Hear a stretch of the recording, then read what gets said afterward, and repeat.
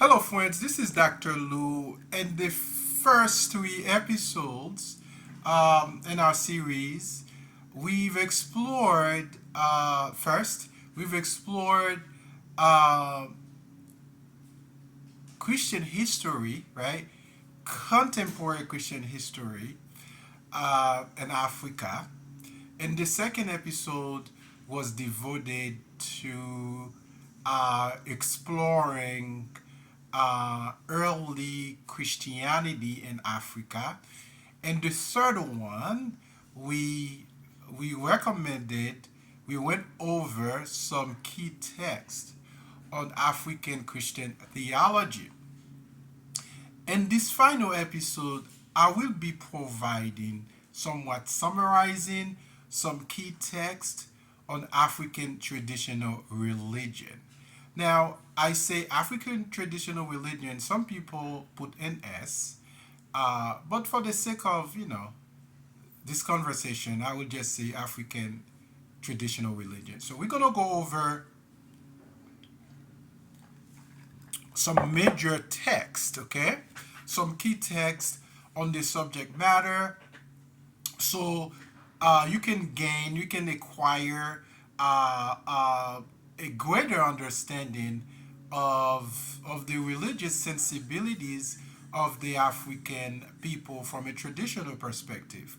Okay, so I'm gonna begin with the work of one of my favorite African scholars and African theologians is Ibolaji Idoru. He wrote this book called "A Traditional African Traditional Religion: A Definition." Traditional African traditional religion, a definition. So this book was published. I hope the book doesn't.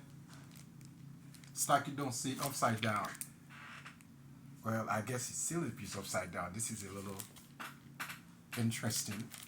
So, Idoru, sorry, my African friends, for the mispronouncing of this great intellectual's name. So, African traditional religion was produced in 1976. It's one of the really major texts on this subject matter. Now, Ido begins by exploring the very concept of religion. It discusses what do we mean by religion when we talk about religion. Then in the third chapter, he explored the study of African traditional religion. So he takes like a scholarly perspective, exploring different works, different scholarly monographs on the subject matter. Then he asks, with a question mark, African traditional religion. What is that? So, in the next two chapters, he explores the nature of African traditional religion, right? He says there are errors in of terminology. So, what does he mean by that? Well, he tries to counter European scholars who have used different names that are not nice in reference to African religion. For example, not only African religion, but the people of Africa who worship, who do religion. Let me put it that way. The terms like savage, native, tribe, hedonism, idolatry, fetishism, animism, and paganism. So he tries not only to counter to reject those terminologies, right? Okay, or European stereotypes of African tradition and religion. Then he proposed, the correct and appropriate terms to use. And in terms of the structure of African traditional religion, so here we're talking about categories, concept. So he begins with the notion belief in God, God divinities, spirits, ancestors, magic, medicine, right? So these are the categories: God, divinities, spirits, ancestors, and the practice of magic and medicine. So for Idaho, these categories are integral to our understanding of the structure and forms within us of African traditional religion. Then an interesting topic, many people, who are not familiar with African traditional religion would find this appalling. He his last chapter is devoted to discussing the prospects of African traditional religion. So the promises of African traditional religion. What do we gain when we study African traditional religion?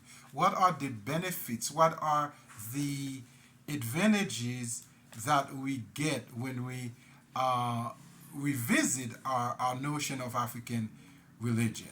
Okay, so not only in this chapter he was able to counter speculative arguments, but he concludes with a proposal. There we go. African traditional religion, a definition. Now, one of the major works, I would say this is probably the major works by the same writer, Bolaji Aidewu, and it's the concept of God in Africa, right? The concept of Alodumare, God in Yoruba belief. I'm sorry for the name. So, like Yoruba religion, so Olodumare, concept of God. God and Yoruba religion. Now, this book is very important. I'm going to tell you, I'm going to give you actually 2 to 3 reasons why this book is important. First of all, European scholars have argued that God in African traditional religion is polytheist, right? So, in other words, in African traditional religion, there's the worship of many gods. So, Idaho counters that argument. In fact, he argues that God in Yoruba religion, okay, one of the forms of African traditional religion, is a monotheistic deity. A monotheistic deity. So he argues that we should understand African traditional religion in terms of what? Monotheism. Monotheism, just like Islam, just like Christianity, and just like Judaism. Again, this is the classic work on the subject matter. Let me go briefly, giving some description about what he does. So, so in the beginning of the book, he discusses the name Olodumare. What does the name mean? What does the name convey? Because the name of God, theologically speaking, has a meaning, bears a meaning, okay? The name of God, even in Jewish and Christian scripture, also in Islamic concept, the name of God has different meaning. And God has many titles. There are many titles that are referred to God because those titles are associated with the works of God. So therefore, in chapter 5, he explores the attributes of Olodumare. Those attributes of God in Yoruba religion are very similar to the attributes of God that we find in the religions of Abraham or Abrahamic faith, Christianity, Judaism, and Islam. Then he talks about the status of God. And the way God works to appoint angels, ancestors, the spirits, has his ministers, I should say, the ministers of God. Then he goes on to talk about the priesthood worship, the cult of Olodumare, and the moral values. That's the ethical system found in Yoruba belief. This book was an epoch-making book. It remained a central text in our understanding of God in African traditional religion. So he dispels the myth that God was a polytheist deity. Now, we're going to turn our attention to one of the most celebrated African religious scholar and theologian, right? So, John S. MBT, who was a priest, okay, he taught outside of Africa for many years. In the Anglophone world, he is best known for African religions, witness, and philosophy. This is the book, when this book was published, right? This book was an epoch making text, right? When it was published in 1969, about the same time about these two books were published, right? So now what Mbitsi tries to do here is to provide a systematic study of the attitude of what he calls the attitudes of mind and belief which have evolved in the many societies in Africa. So, by mind, he's referring to African philosophy. By belief, he's talking about the religious sensibilities of the African people. Okay? Again, great text, African religion and philosophy. Now, John MBT also wrote a book on the concepts of God in Africa, different notions of God, which he published shortly now, about 1970. 1970, he published this work.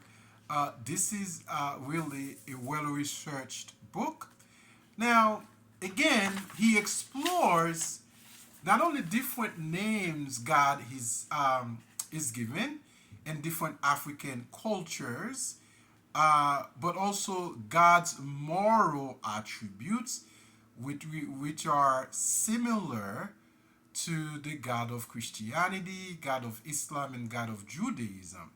So he also talks about the active attributes of God, such as God as creator, God as the one who created order in creation, and God continues to create, God and human destination. He also explores, what do we mean by God when we talk about God? What is the nature of God?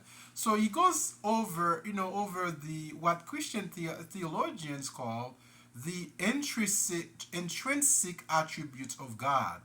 Intrinsic attributes of God. Those are the attributes that only God Himself possesses. For example, omniscience, omnipresence, omnipotence, transcendence, and eminence of God. So he goes on to expand on those five major intrinsic attributes of God. Then he talks about the eternal attributes of God. You see, eternal attributes of God, which includes the self-existence of God, which theologians call Asedi, A-S-E-I-T-Y, A-S-E-I-T-Y, Asedi, the self-existence of God, the preeminence and greatness of God. God has the first and last cause. God has spirit, the invisibility of God. And of course, this is the work of a theologian. So you have to understand these are theological categories that he's using in reference to the concepts of God we find in African traditional religions. Then, in the subsequent chapters, he discusses the idea of worship. Worship, sacrifices, and offering, right? Worship, right? Worship, which under worship you find sacrifices and offerings, right? He talks about the how these rituals occur in African traditional religion. Then he talks about prayers, the importance of prayer, right? In African religion, invocation, appeals, posture for the right prayer, thanksgiving prayer, oaths and curses, right? So then there's a chapter on the intersection of God, history, and ethics. Then the last chapter, he argues for an eschatological. Every time you see the term eschatology, we're talking about the last things, right? So he discusses the nature of hell, paradise, and African traditional religion, the nature of the hereafter. That means when a person dies, what happens when a person dies? Is there life after death? Another favorite book of mine, many people do not know about this book, right? Many scholars, who, when they talk about the work of John SBT, they refer to African religion and philosophy, or concepts of God in Africa. But another important text, okay, it's the prayers. It's called the prayers of African traditional religion. The prayers of African religion, which was published in 1975. As you can see, 1970s, right? The 1970s was an important era for African religious scholarship.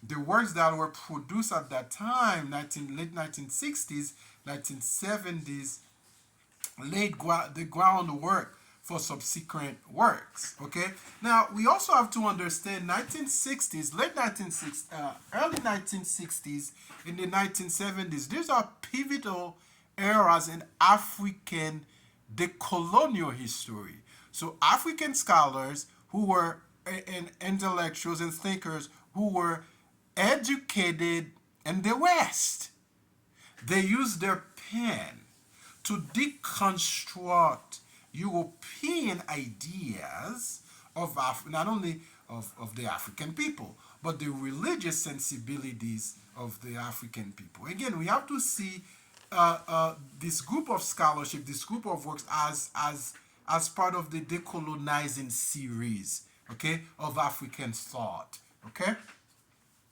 And now, Lauren Magissa has produced an important work called African Religion, and the subtitle The Moral Traditions of Abundant Life. Here it is, African Tradition, and the subtitle The Moral Traditions, The Moral Traditions of Abundant Life.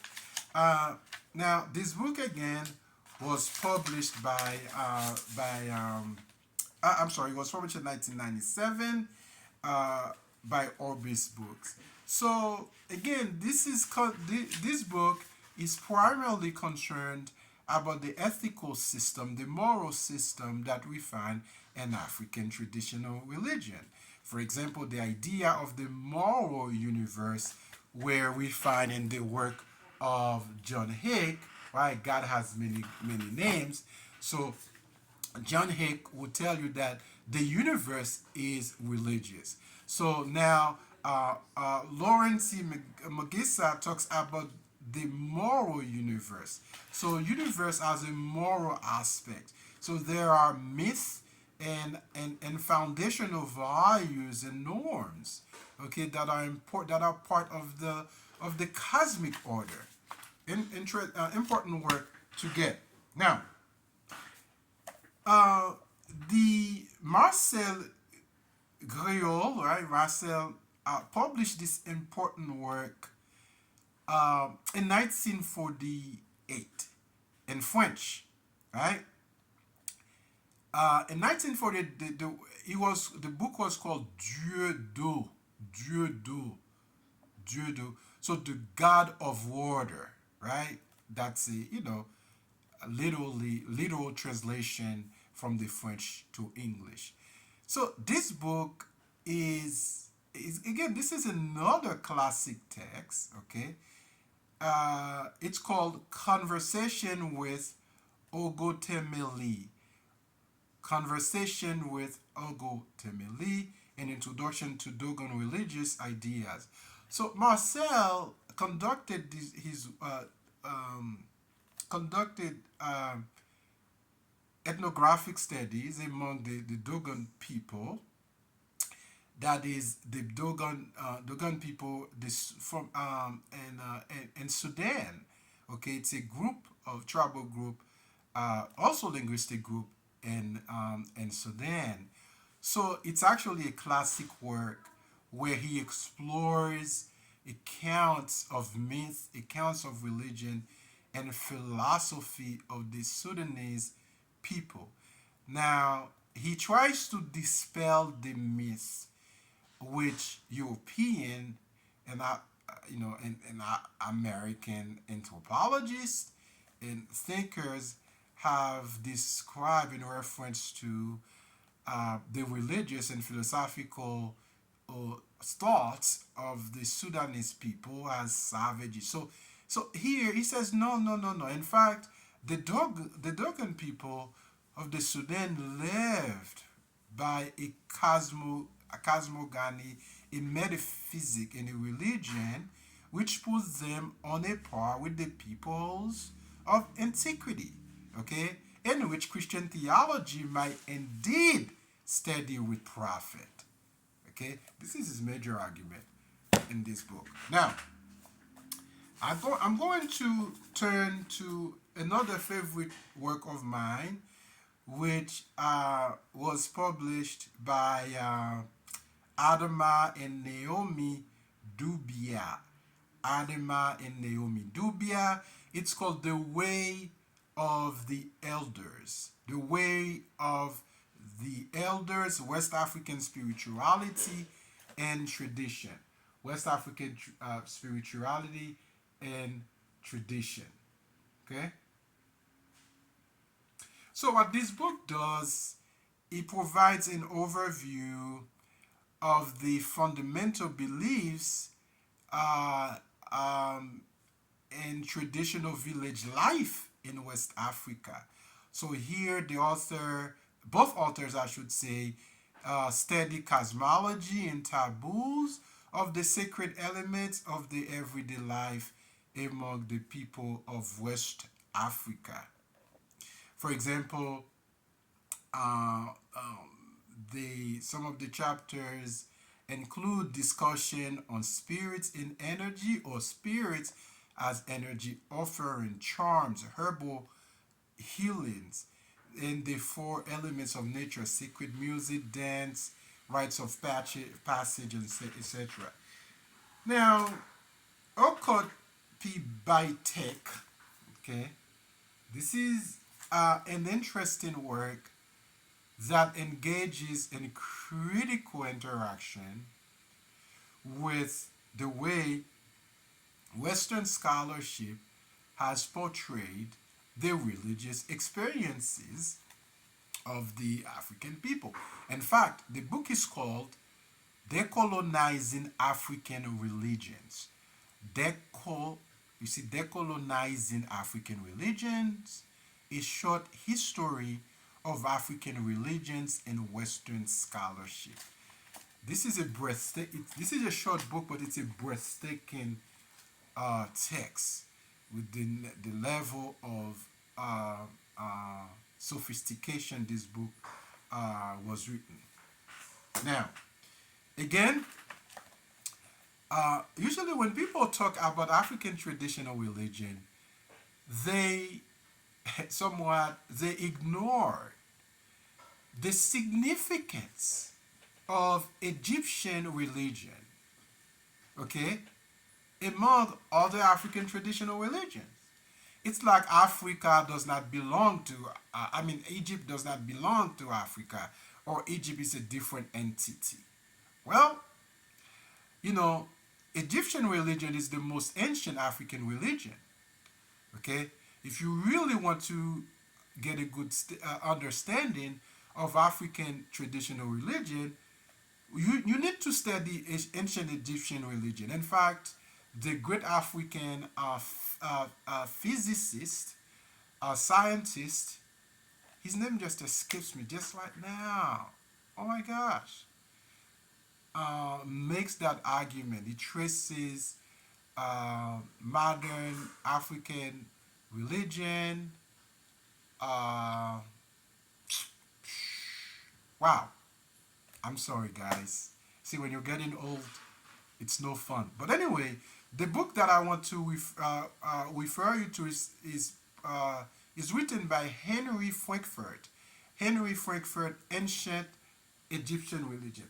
Again, the scholarship on ancient Egyptian religion is rich. So I can literally recommend like dozens of books, but this is one of a classic text on this subject matter. Okay, now there are five more books. I should say, no, actually six more books. I'm gonna bring your attention to. Then we're gonna go to a different category. Well, not so much a different category, but a different group of book. Anthony Ephraim Dunker explores uh, uh, explores the religious sensibilities of the Akan people. It's called African Religion Defined. Okay, a systematic study of ancestor